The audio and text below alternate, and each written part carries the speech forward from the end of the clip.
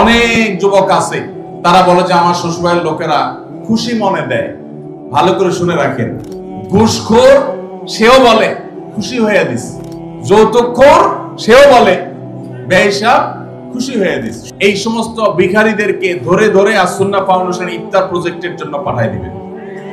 সমাজে বহুল প্রচলিত বহুল প্রতিষ্ঠিত কুসংস্কারগুলোর মধ্যে থেকে একটি হলো এটি, মেয়ের বাবার বাড়ি থেকে রমজান আসলে ইফতারের বিভিন্ন আইটেমের জন্য ছেলে, ছেলের মা, ছেলের বাবা, ছেলের গোষ্ঠী, ছেলের বিভিন্ন মহিলারা ওই ফ্যামিলির তারা অপেক্ষায় থাকে। আল্লাহর জমিনে যদি 10টা নিকৃষ্টতম ছোট লোকই থাকে তার একটা হলো এইটা। যুবক ভাইরা, কোন যুবক হাত তুলে বলতে পারবেন যে আমার শ্বশুরবাড়ি থেকে রমজান উপলক্ষে এরকম কোন ভিক্ষাবৃত্তি আমরা করতে দেই নাই? বলতে পারবেন কেউ? দেখি কার কার বউকে পাঠাবো আছে, হাত তোলেন। হয় নাই যাদের। বাবাজি আপনি হাত তুলছেন, আপনাদের আমার তো এগুলো ছিলই না, আপনি হুদাই ক্রেডিট নিচ্ছেন কেন? এগুলো তো নতুন, আমাদের দেশে নতুন ফিতনা শুরু হয়েছে। এই দাঁড়িয়েলা ভাই, আপনি হাত তুলছেন কি বুঝা? বলেন বলেন কি বুঝে হাত তুললেন?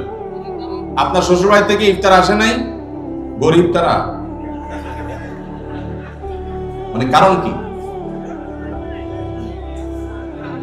ভাইয়েরা আমার, এদেশ থেকে যৌতুককে ওলামায়ে কেরাম মিম্বর থেকে, মাহফিলের মঞ্চ থেকে ঝেঁটিয়ে বিদায় করেছেন, আলহামদুলিল্লাহ। যৌতুকের অভিশাপ থেকে এদেশকে মুক্ত করেছেন ওলামায়ে কেরাম। এক চিঠি আবেদন এদেশের ওলামায়ে কেরামের এই কাজটা। যৌতুক চলে গেলে কি হবে? ইফতারের নামে যৌতুক এখনো বাকি আছে, এইটা আমাদের দূর করতে হবে কি হবে না? অনেক যুবক আছে তারা বলে যে আমার শ্বশুরবাড়ির লোকেরা খুশি মনে দেয়। ভালো করে শুনে রাখেন, 2 নম্বরের অপর নাম হলো এখন খুশি মনে দেওয়া। ঘুষখোর সেও বলে খুশি হয়ে দিস, যৌতুকখোর সেও বলে বেহিসাব খুশি হয়ে দিস। শুধু খুশি হয়ে না, জোর করেও দেয়। জোর করে দিবে না কি করবে? তার মেয়েটার শান্তি দরকার তার।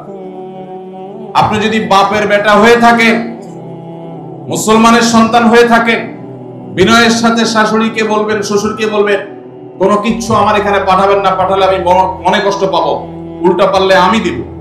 একটা কথা আমি সবসময় বলি ভাই, একটা মেয়েকে কষ্ট করে গর্ভধারণ করা, জন্মের পর থেকে নিয়ে তাদেরকে পড়ালেখা ভরণ পোষণ দিয়ে বড় করে যখন সে সার্বিকভাবে একজন পূর্ণাঙ্গ মানুষে পরিণত হয়েছে, সুশিক্ষিত হয়েছে, সুস্থ সবল হয়েছে, সুঠামদেহী হয়েছে, তখন তাকে ছেলে পক্ষের হাতে তুলে দেয়।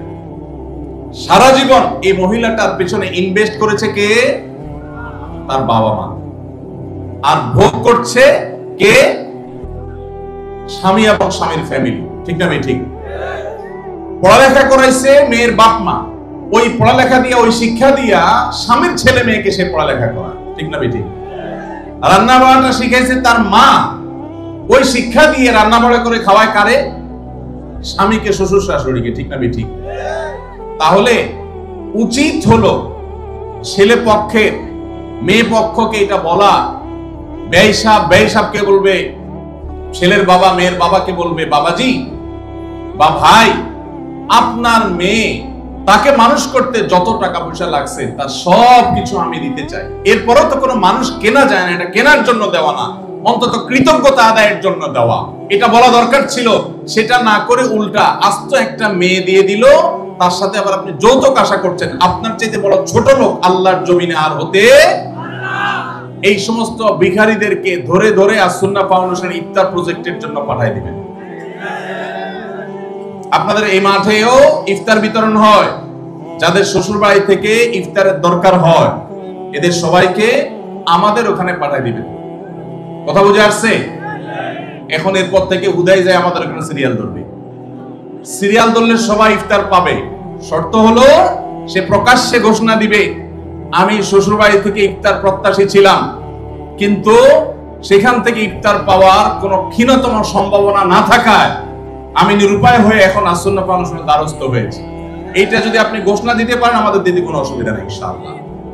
ভাইরা আমার, এই কুসংস্কার আমরা দূর করবো তো ইনশাআল্লাহ।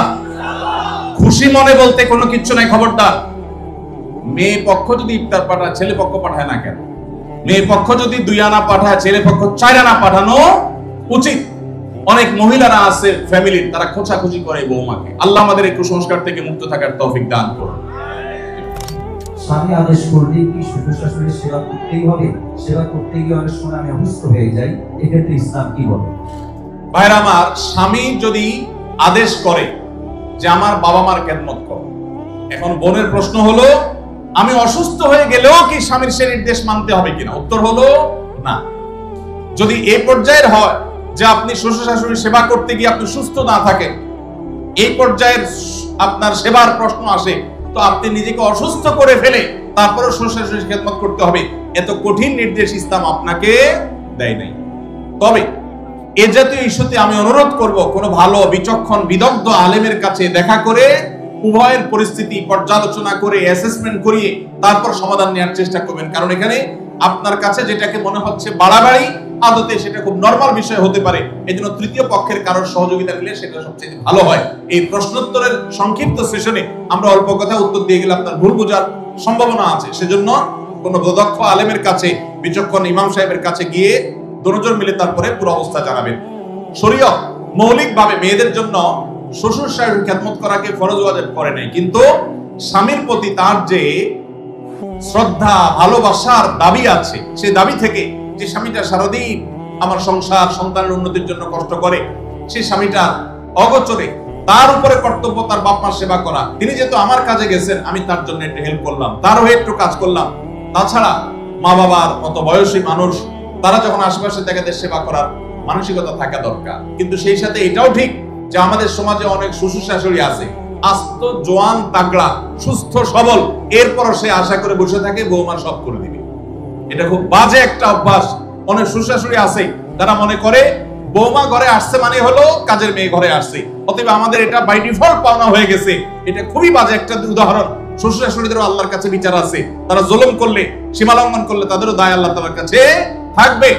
নিজের মেয়েটা, তাকে দিয়ে কোনো কাজ করায় না, আরেক ঘরের মেয়ে আসছে তাকে দিয়ে সারাদিন গাদা খাটনি করা, এটা জুলুম।